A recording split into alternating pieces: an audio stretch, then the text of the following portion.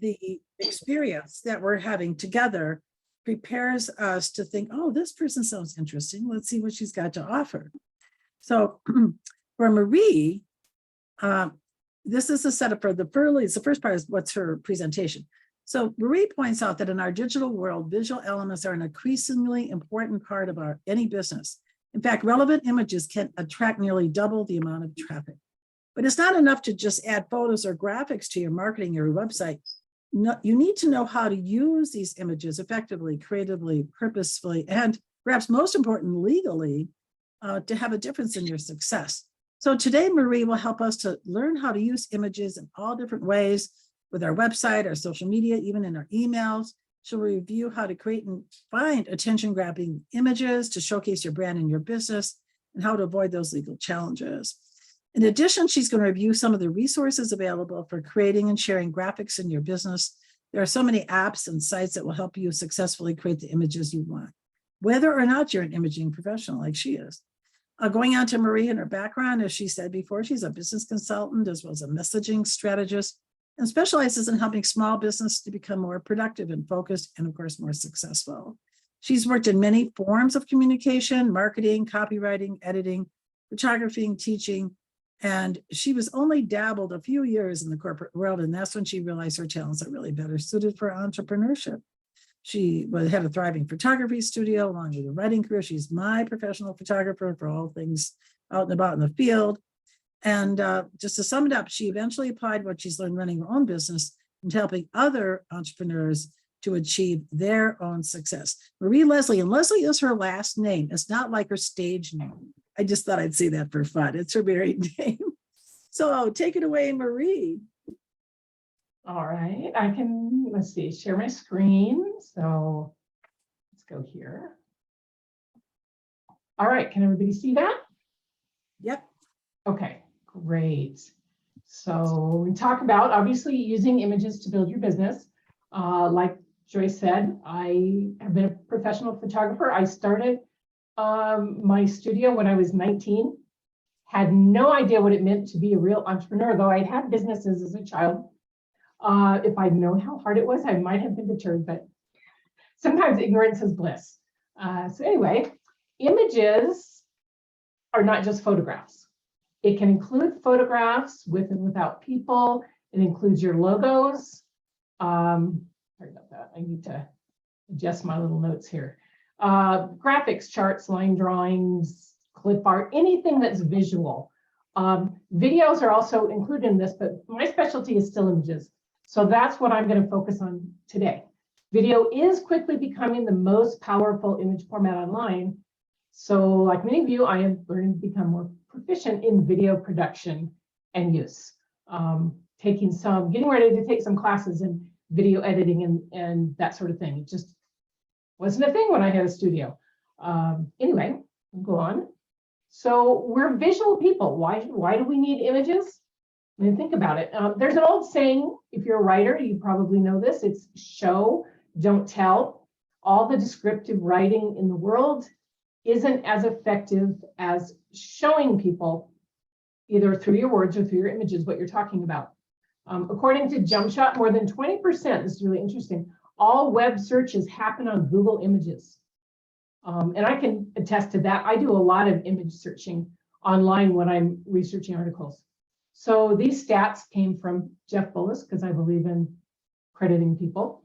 The first one is probably the most telling. Articles with relevant images get 94% more total views.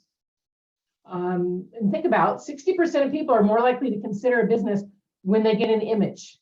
When they go to visit your website and they see your face, or on LinkedIn and they see your face as opposed to a cute little cartoon, they can relate to you. They can connect. Social media images. This number is probably flipped now. Videos, I don't know about you, but in my Facebook feed, videos seem to be king these days. And most online shoppers believe a picture is even more important than reading the reviews. Think about that. As they say, a picture is worth 1,000 words. So here's a few more. Why you'd also consider video. 250 million people in the US are watching video. That's basically everybody. Most people are saying they want more video. I'm kind of mixed on that. But in the marketing world, almost everybody is using video and have been seeing an increase in web traffic and conversions. So, and if you look at this number, by the end of this year, 80% of all internet traffic will come from video, streaming and downloads. So that's something that you want to keep in mind. If you're doing the, I don't want to be online, I don't want to be, I don't want to be seen on a video, I can relate to that, but I've learned I got to suck it up and do it anyway. Okay, so when you're doing pictures, include people. We relate best to other people, especially if you're talking about business, if you're talking about offering a service. Pictures with faces get more likes and more comments than pictures without faces. On your website, if you're talking about what you do, whenever possible, use pictures of you in action. You know, find somebody who'll take a couple of snaps of, and they don't have to be perfect stage professional photos. If you look at what we have here, these are all basically candid shots that I either took of somebody's event. The one of the doctors is an ad that we shot, but it was like, as opposed to having them stare at the camera, we tried to get them doing something. But the rest are all just action shots from doing something. The one in the upper left, yes, is me at Rocky Mountain when it was 20 below one morning when I went to photograph the sunrise. For whatever reason, people loved that on my photography site. I guess it's the, you know, Michelin Man thing. So how do we use them? Use them everywhere. And it doesn't always have to be a photo. These are some samples of images that we've done from different things. Just a snapshot from Joyce's social feed. The other ones are memes that you can easily make in Canva or anywhere else. You don't need to go overboard, but having a picture definitely enhances whatever, a relevant picture enhances whatever it is that you're doing. More examples of how to use them. Note over here especially, these are 2 Twitter posts. They showed up in this order in Twitter. I just happened to be on at the right time, I guess. Which of these 2 would you be more likely to click on? This one with the picture in it, or the one that just has a link? So, you know, that's kind of, think about, you know, what you would do. Having a picture does grab your attention as you're scrolling through. We're much more likely to let just straight text go by. As a quick example, we were getting ready to go to Hawaii a few weeks ago, and we had to be at the airport at 4 in the morning. And so my husband put a post on Twitter. I tasked him with finding somebody, or on Facebook, to see if anybody would like to give us a ride to the airport or could recommend someone, an Uber or Lyft driver. And he just put text. And 24 hours went by and he didn't get anything. So I went in and posted the same thing on my feed with a picture of Hawaii. And within 5 minutes, I had a ride to the airport. So it does make a difference. Just basically definitions. It is alphabet soup for sure. I think there's probably even more now. We don't have them here. These are the kind of the most important ones that you want to know. JPEG. JPEG is the ideal format for photographs. It's online. It's the one that works best online, reproduces colors most faithfully. A PNG is better for a drawing or a graphic. For example, if I was going to put this online, this slide, it would do better. It would be much smaller as a PNG. They're also, if you have something that's transparent or your logo, PNG is the way to go. PSD is a Photoshop file. They're massive. You can't see them if you post them online. They're great for editing, lousy for sharing. TIFF is the same way. Very large and not suitable for using in any online format. The other 3 that you'll need most is an SVG, scalable vector graphics. This is a drawing. My sister makes things using a Cricut machine, and she has to have SVGs. So it's for things like that they work the best. If you're going to share one online, you're going to have to convert it to a PNG or a JPEG. They don't show up well very often online. BMP is kind of an old, almost nobody uses them anymore. They've kind of been replaced by a format called WebP that WordPress is trying to move us toward, which the jury is still out on from what I've seen. Also, GIF or GIF, depending on who you're talking to, those cute little cartoon animations are GIFs. And so those are the most common things that we'll use. So some of these take up more space than others, and that will affect your website. Some are better at detail.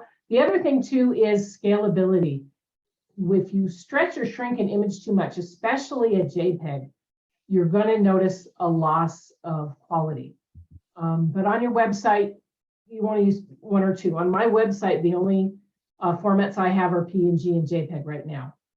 It makes it much easier for my brain and much easier for my website. Okay, so if you're going to use images online, one of the most important things is to make sure they are properly sized, and I'll kind of show you how that works in a minute. Large images will slow your website down. I had a client who was loading full-size images from his camera, from his phone onto his website. They were over 1 megabyte a piece, and it was a disaster. I had to download everything, resize it, and then put them back. If you are running an image-heavy website, for example, a photography site, you may want to use what's called a content delivery network, and your web host can help you figure that out. Some of them include it automatically, some of them don't. And then the other thing is different social media platforms have different ideal sizes and different maximums. There is a site, and I'll give you the link at the end, where you can go to find out the current ideal formats for that. So those kind of help. It's called louiseM.com, but I can give you the exact link. She's a graphic designer. I think she's in Canada. She's been working for years, and she's always up to date on those things. So here's where we talk about size. These 3 images I saved in the different formats. As you can see, Photoshop format truly is massive. So are TIFFs. These are wonderful if you are making prints. They're going to give you absolutely the best wonderful prints. A full-size JPEG, which means basically straight out of the camera, is still a very large file. When I save a JPEG for the web, which is usually, if you're working in Photoshop or something where you can choose, it's usually about a 7 or 8 resolution and then sized depending on what I'm doing with it online. These would have been saved as probably 850 pixels on the longest side, because that's, if I'm doing a blog post, that's the size I use. And then if you'll notice, the PNGs here are much larger. It's because they're photographs, and photographs do not save well as PNGs. So that's something to think about. All right, so these are graphics as opposed to pictures. You can see once again, the PSD files are smaller because the images are smaller to start with. The TIFFs are very large. JPEGs and PNGs are pretty similar. This one in the middle, you'll notice the JPEG is still smaller, is because I converted it in Photoshop from a photograph and made it into a line, kind of a duotone drawing. But the ones, for example, this one, which is just there's no gradients and that kind of thing, is going to be much smaller as a PNG or graphics. And you can see how most of these were 800 and 1,000 pixels on the long side at 300 DPI, and then resized for the web. So it's how you size it and what format you save it in is really, really important. Also, if you're using WordPress, these are the default settings. And I have found, I've been using WordPress since 2006. I've never felt the need to change these. They seem to work. I can upload bigger pictures to my WordPress, but these are when it automatically resizes an image, this is what it does to it. Resizing your images to not be larger than your default maximum will save space on your website, which for some, depending on your host, that may be a concern, and it will make your site run faster. Generally speaking, when I am saving for the web, I save at 72 DPI. Some people like 96. I could show you two of those pictures side by side and you wouldn't be able to tell the difference. But 72 is smaller. Also, for what you can upload into WordPress, the maximum default upload size in WordPress is 256 megabytes. I don't know why anyone would ever want to. That would make my whole website just crash. But this includes everything. Video, if you are uploading video files to your site, which I do not recommend, unless you have a exclusive host, you're not doing shared hosting. Smaller files, again, are faster. Linking versus uploading. Uploading is better, except for videos. I link my videos from YouTube or from Vimeo to reduce the load on my website. The only time you should link to an image on your website is if you control the source. So let's say you find a picture on Flickr and you like it and you want to use it. If it's not in your account and you post it, that could change at any time and you would lose access to the image. If it disappears, it's gone. Also, linking to somebody else's copyrighted image is not an effective method of skirting the copyright laws.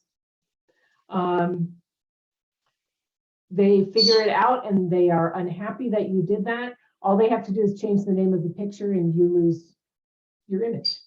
It's better to keep things as much to your own sources as possible. Okay, so I talked about being able to resize, crop, and that sort of thing. Here are the programs I recommend for using your editing images, getting them ready for the web. Photoshop and Illustrator are still the gold standard of the industry, and they do have a learning curve to match. I have been using Photoshop since before there were numbers in the name. I still don't know a lot of things in Photoshop. It's now available by subscription, so it's only $10 a month, which is way better than it used to be. I used to spend about $300 or $400 a year upgrading. On1 is similar to Photoshop. It's another alternative. ACDC is a program I've used for years. You can use it to catalog if you have a large image library like I do. I have an image drive, it's 2 terabytes, and right now it's about 60% full. If you're wondering what that looks like, that's something in the neighborhood of 200,000 images on my computer. So it's a lot. It's good for cataloging, sorting, doing minor edits and cropping. When I'm in a hurry, I can use that. PowerPoint can be used to create graphics for online use. There are lots of online tutorials available for it. Was not something I had thought about before because I was always a Photoshop user, but I'm finding it's a very popular program for making quick online graphics. And of course, everything else is an app. I highly recommend Canva. It's super easy to use. You have a lot of options with it. It has a free version and a paid version. GIMP is the only one on here that's entirely free. But if you're going to do a lot of graphics and you're editing images on a regular basis, it's worth paying for a program that makes your life easier.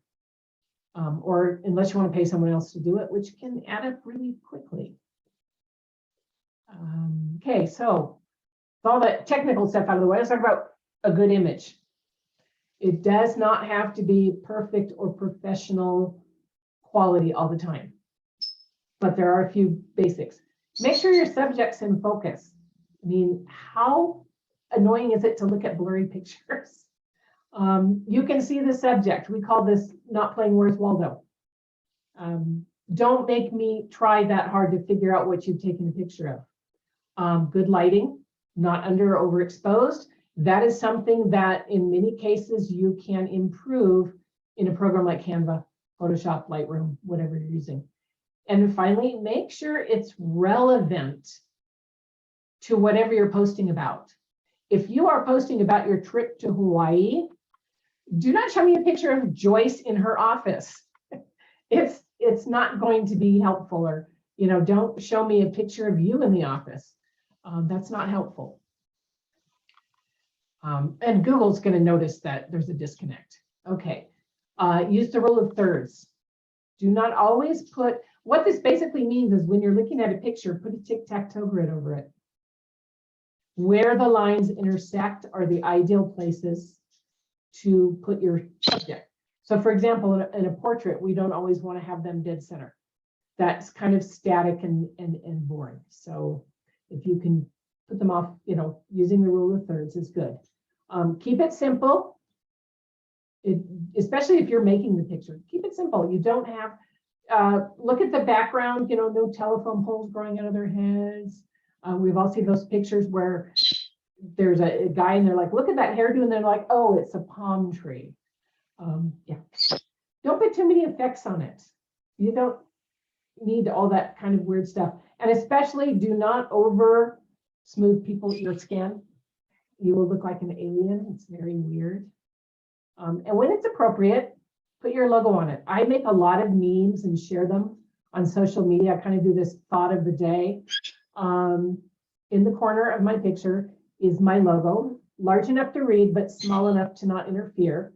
One of the reasons I do that is because I discovered many years ago that people will often download and repost your graphic instead of just sharing it. So I figure at least if they're downloading it and they're resharing it, people can still know where it came from. It helps. Having your logo establishes that you were the creator, and sometimes it gives you a little publicity, and you never know who might contact you as a result of seeing your logo on a picture. All right. When you are getting ready to use images online, on your website particularly, there is something in WordPress called alt text. All images have a place for alt text. Alt text is what shows up if your image doesn't show up for some reason. It also describes the image for those who are visually impaired. And so being mindful that we want to accommodate people with disabilities, it's really important. It also helps search engines index your site. Google uses alt text in when they crawl your site, they look at it. It should be relevant to the image and to the page where it's placed. So as you can see here, I put some sample alt text. It doesn't have to be an exact description. I do not need to say 3 women and 2 men at a table with a computer drinking coffee. I can describe what's happening in the image. Or if you're doing a how-to article, your keywords don't have to say fabric, glue, and sequins, but you can describe what you're doing in the picture. I am using a glue gun to put sequins on this, whatever it is. Also, this used to be a really common thing. It does not work anymore. Do not stuff your images full of unrelated keywords to get rankings. Google is smarter than that now. And if you do keyword stuff, then they'll penalize your site. And then, you'll get worse rankings than you did if you didn't put anything on there. Okay. Copyright. Does it apply? Yes, it applies to everybody. This is really important. I cannot tell you how many tales of woe I have listened to over the years from people who have gotten hefty bills for violating a copyright or licensing agreement. So here's what you need to know. First, the disclaimer. I'm not an attorney and I don't play one online, but I have been dealing with copyright forever. Like I said, I started a business at 19. I was also a journalism major in college, in investigative journalism, and we were required to take copyright law classes. So learn a little bit about what to look for and how to avoid trouble. So copyright is the legal protection given to all creators of original works of literature, art, including books, articles, images, photographs, music, movies, computer software. And if you can think of it, it probably has a copyright law attached to it. Names, titles, and slogans cannot be copyrighted. For example, Joyce cannot copyright Boomer's social media tutor, but she can trademark it. And that's a whole nother ball of wax we're not going to get into. Copyright, this is a common misconception. Copyright exists automatically from the moment of creation. When I push the shutter button on my camera, that image is copyrighted. It does not require a mark or a label on the picture. So in other words, if you see it online, you need to assume it is copyrighted. Copyright now, for purpose of simplification, is the life of the creator plus 70 years. So it's a long time. And violating a copyright can be very expensive and can even cost you your business.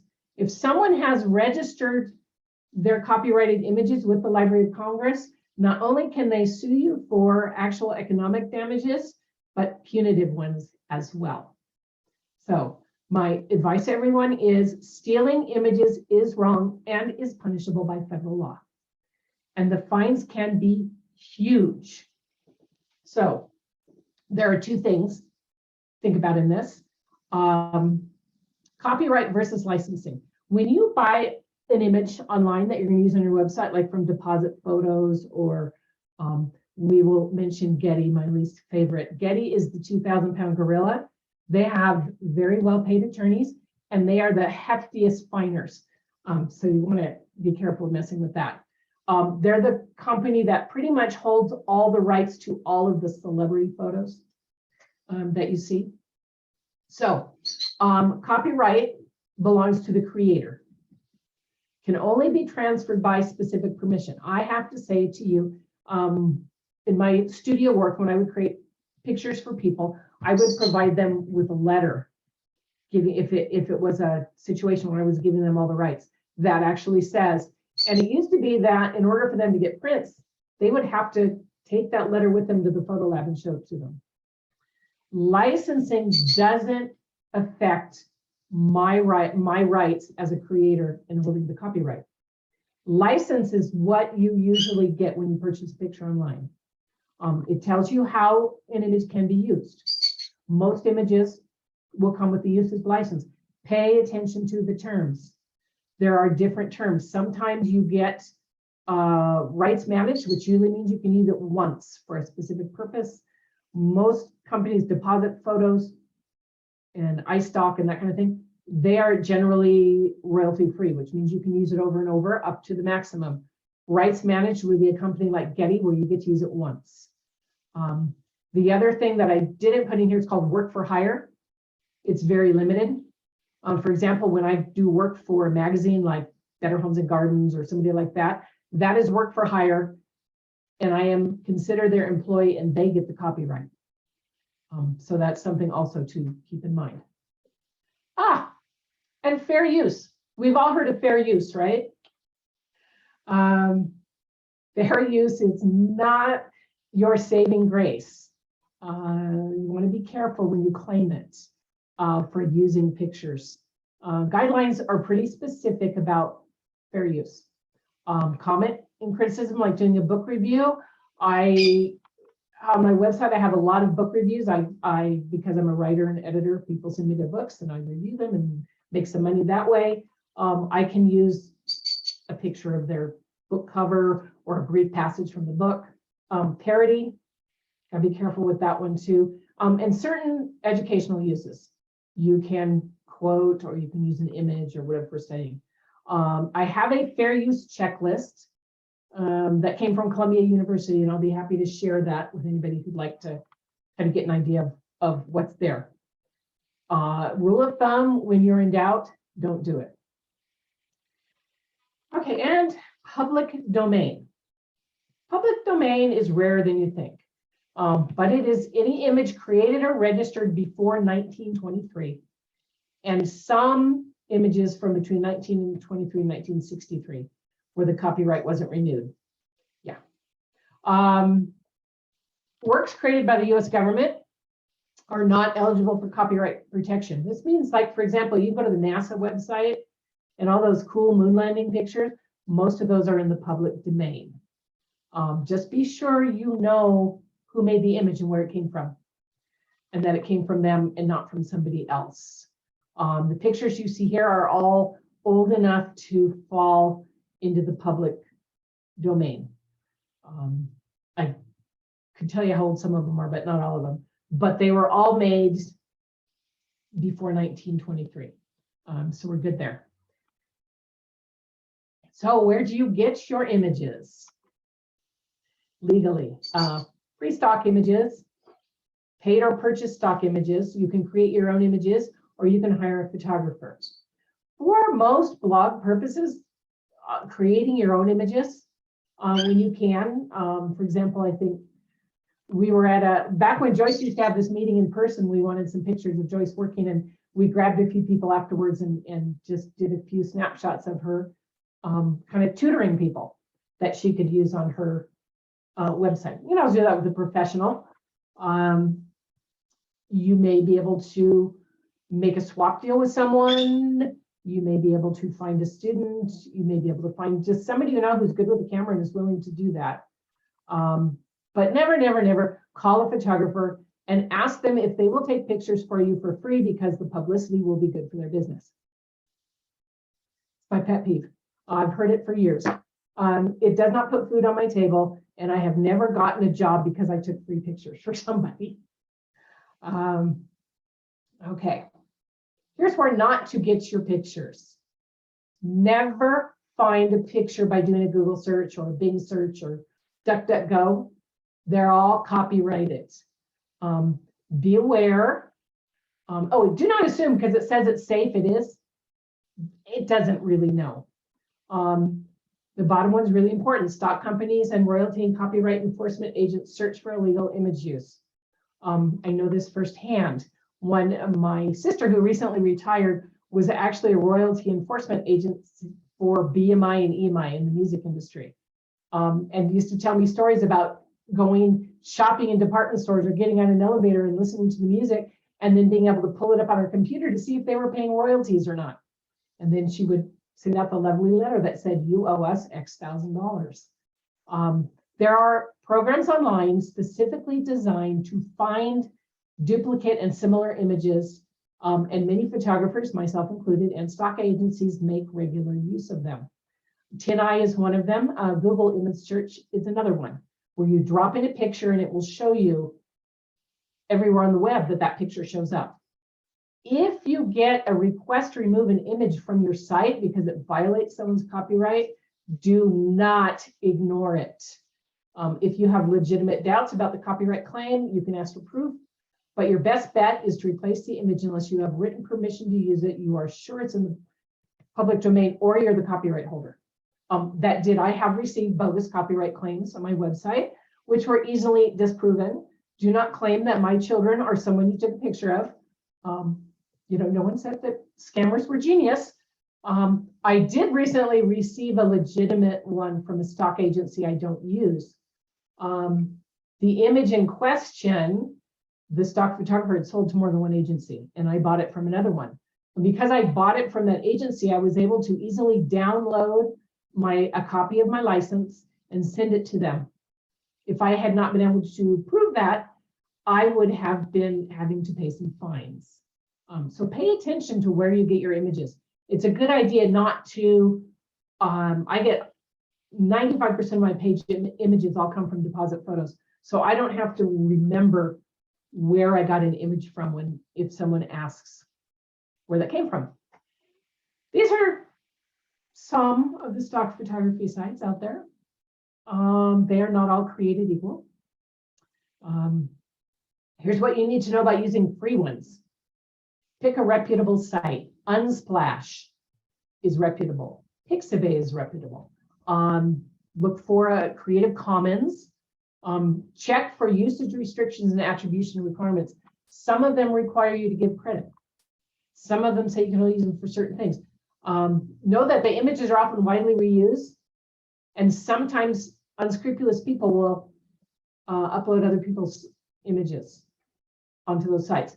I don't know why, because they're not getting paid for it. But again, never use an image if you have any doubts about whether or not it's legal. Using paid stock images, you'll usually get higher quality. You need to know the difference between commercial and editorial use. Commercial use means I could use it to advertise something. Editorial means I can use it to illustrate an article, but I cannot use it to sell anything. Royalty free and rights managed, we talked about that. Again, usage restrictions and attribution requirements are all important. Okay. And finally, create your own. Use photos from your personal library. I've been traveling since I was a teenager. Some of that stuff got scanned into my computer, some didn't. The digital age has made life easier. Whenever possible, I try and find something or make something on my own. You can create custom graphics in Canva or Photoshop or whatever, depending on town you are. Again, hire a photographer or a graphic designer. Create great working relationships with those people. You can help build one another's business. And finally, if you'd like to know more, I have an ebook, and I will give this to Joyce. It's an ebook copy of the presentation, and she will share it with all of you. I also have a book we call the Marie's Giant Guide to Graphic Resources, which has a link to pretty much everything we could find online as a source to get pictures, get graphics, edit, all that stuff. And so I will have Joyce send those out to you if you'd like. And now, does anybody have any questions? Okay, I'm gonna go. Okay, when you stop your sharing, please, Marie. Oh, That sure. would help. And then I just want to go back here to gallery here. Okay. Yeah, so this is a good time for questions. And by the way, there was a couple people asked for that fair use checklist. Okay. You have, I don't know if you I'll send that have over it to you handy, as well. to put it in the chat. Oh, yeah. Let me see if I can. Yeah, and there was some other checklist. I mean, whatever you can do, that's easy. Otherwise, I always send an email, especially for those who are new or newer. When I send the email out with that link to the YouTube recording of what's still being recorded here, then that will have, could that have your slide deck? Are you okay with sharing that? Yeah, I have like a printout of it. Yeah, or Of all just the slides. share me the PDF or whatever you have it in, and I'll put that an attachment to the email when I send that out. Let me So, see. I will add the fair use checklist here in the chat. okay, and then remember always to save your chat. I think we all know that by now, but as a reminder, so when you save the chat, then you know you have access to everything that's in there. And I think everybody came in well in time before we started with the presentation. And so are there questions? Thank you so much. Yeah, Dave, go ahead. So if you said take your own pictures, but if there's people in your pictures that you use online, do you have to get permission from those people to post that and stuff like that? So For the most part, yes. If you are in a public place where there is no expectation of privacy, and they're not, generally easily identifiable, say you're at a crowd at, a park or something. My exception is children. I would never post a picture of someone else's child online without specific written permission. Really I'm good. really particular about that one. okay, so I got another follow-on if I can. So when someone takes pictures for you, they're the ones that are taking the pictures. They're using their camera. So obviously they own the copyright for that. So Right. do they have to release that to you, like a wedding photographer? They have to release those pictures, the copyrights back to you, or? When I like, for example, I used to photograph weddings, and I would give people pictures on a disc. What they got was a license letter from me that says, I grant you license to reproduce these pictures for personal use. And it depends on what it says. If you're going to use them for your business, you want to make sure it says that. And as long as they know up front, it's generally not a problem. The reason that I would do that, portraits and things, I actually had somebody enter a portrait I took of their children in the Idaho State Fair as their own work. And I don't know, somehow, I don't remember how I found this out, but I was able to send out a letter that said, you need to withdraw your picture. They won a prize. You need to withdraw your picture immediately, or I will be contacting the fair organizers for a copyright violation.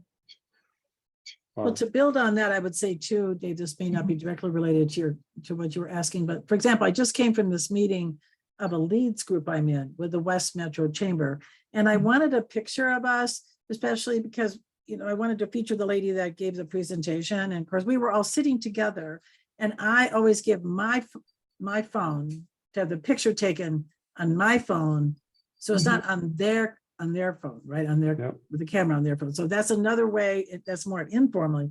That's still my property, even though that person took the picture, right? Yeah. Generally speaking, if you're at an event like that, and you say, hey, I want to take a picture and share it on social media, and I'll tag you in it, very few people are going to say no. I mean, because they're obviously there to network and make connections. And, generally speaking, you're not going to find networking professionals who don't want to be online. Yeah. It's pretty unusual. And so in an informal case, it's not generally a big deal, especially if you're not profiting from it. Right, right. I had a quick question too, and then make sure everybody gets to ask questions about Canva. Can you tell us really briefly, what's the difference between having a free version of Canva, the great tool for making images, and like backgrounds to go with inspirational quotes, etc., versus having a paid subscription to Canva? The free version is going to offer you fewer options. There's only going to be certain images you can put in it. In the paid version of Canva, I can upload anything I want into my Canva account in a paid one. I can also share them. For example, when I have done graphics for you in a paid Canva account, I can share those right into your account. Right. But you have a lot more options. You're going to be able to do more sizes. You're going to have a higher quality images. And I believe Canva is only $10 a month. I was going to say, I think I paid mine annually is $120. Yeah. So for me, $120 a year, $10 a month is not a lot of money. $10 a month for Canva, $10 a month for Photoshop. I'm easily generating more income than that. Yeah.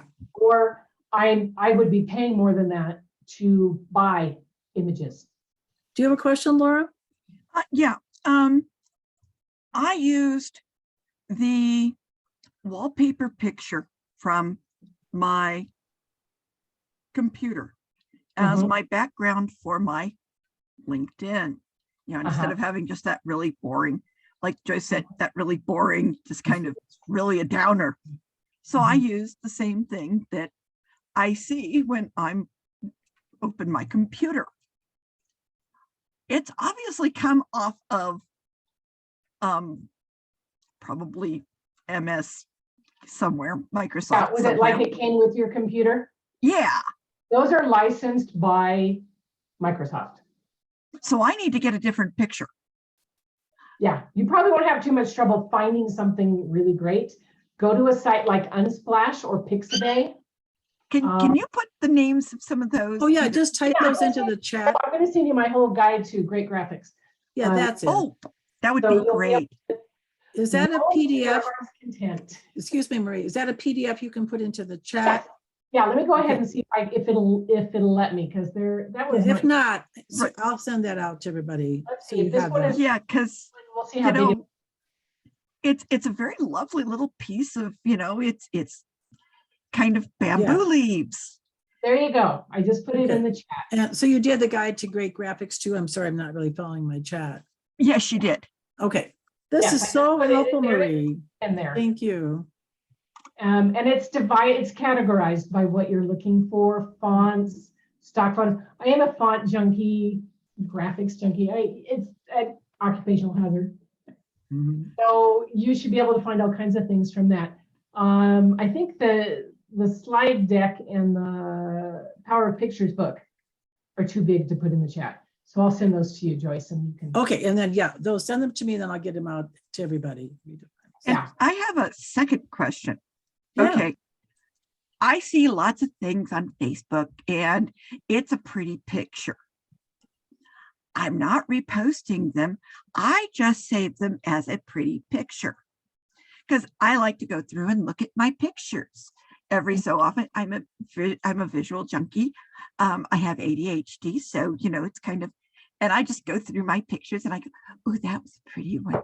Oh, that was a pretty one. Oh, what pretty else. Oh, what a neat drag. I'm not trying to repost these things. I'm just using them as personal enjoyment. I have one of those. It's called my swipe file. Okay, if it's on your computer and you're not sharing it with the world, no one else is ever going to see it. Okay, that's what I wanted to make sure of. Is that, yeah, I've got it on my little thumb drive to, from my images thumb drive, and I'm not, it's not my stuff, so I can't share. Now, if I'm going to repost something, like I see this great post in Facebook, I will repost the post. You know, Yes. Oh, there this you go. post is from Yeah. so and so, Yes. or I found this on LinkedIn, or I found this on Mhm. Facebook and I'm posting it somewhere else. But Yeah. I say, I found this on, and I'm actually reposting the Right. whole thing So you're by attributing so it. and so. Mhm. Resharing is the best way to share someone else's work on social media. Yeah, I don't know how to do it Bring any other way. You're not going to get into trouble. But if you're downloading, you know, I mean, on Facebook, I have a page started out as photography and has other stuff on it now, but I post a lot of pictures on it. And you know, and so let's say you went there. Like I said, I recently came back from a trip to Hawaii and I have pictures.